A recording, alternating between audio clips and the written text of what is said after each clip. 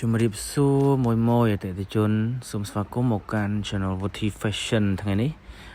ហាងយើងខ្ញុំនាំអារម្មណ៍បងមួយមកមើលនៅខោប្រភេទខោជើងវែងកបយណាម៉ាក់ Levi 512ដោយបងមួយបានឃើញនៅក្នុងរូបគឺមាន4ពណ៌សម្រាប់ឲ្យបងជ្រើសរើសប្រភេទខោនេះគឺជាប្រភេទខោស្តង់ដាជើងមកវាប្រភេទជើងស្មើបងបច្ចៈជើងណាជើងមកវាជាប្រភេទជើងស្មើហើយខោនេះគឺប្រភេទសាច់លេខ1ជូនបងតែម្ដងនៅចុងវីដេអូខ្ញុំនឹងឲ្យបងមើលខាងក្នុងខោជាមួយនឹងធ្នេសាច់របស់វាគឺស្អាតជូនបងតែម្ដងចំពោះទំហំយើងមានពី29រហូតដល់40បងស្លៀកចាប់ពី50គីឡូរហូតដល់100គីឡូឯណោះនេះបងគឺជើងវាប្រភេទជើងស្មើបែបនេះហើយពណ៌មានតែ4ពណ៌សម្រាប់បងជ្រើសរើសទេអូខេម៉ាក់ Levi 512ជើងវែងបងណាតម្លៃពិសេសជូនបងណាតម្លៃ$21បញ្ចុះសល់ត្រឹមតែ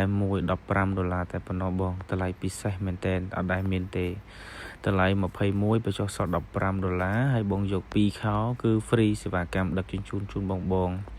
នេះបងអាចមើលប្រភេទធ្នេហើយនឹងខាងក្នុងខោបានណាគឺស្តង់ដារស្អាតជូនបងតែម្ដងបើសិនជាករណីបងមួយចង់បានឬក៏តម្រូវការខោកបោជើងវែងអាចទំនាក់ទំនងតាមរយៈលេខ Telegram នៅខាងលើឬក៏ comment ជាលេខទូរស័ព្ទបានអរគុណច្រើន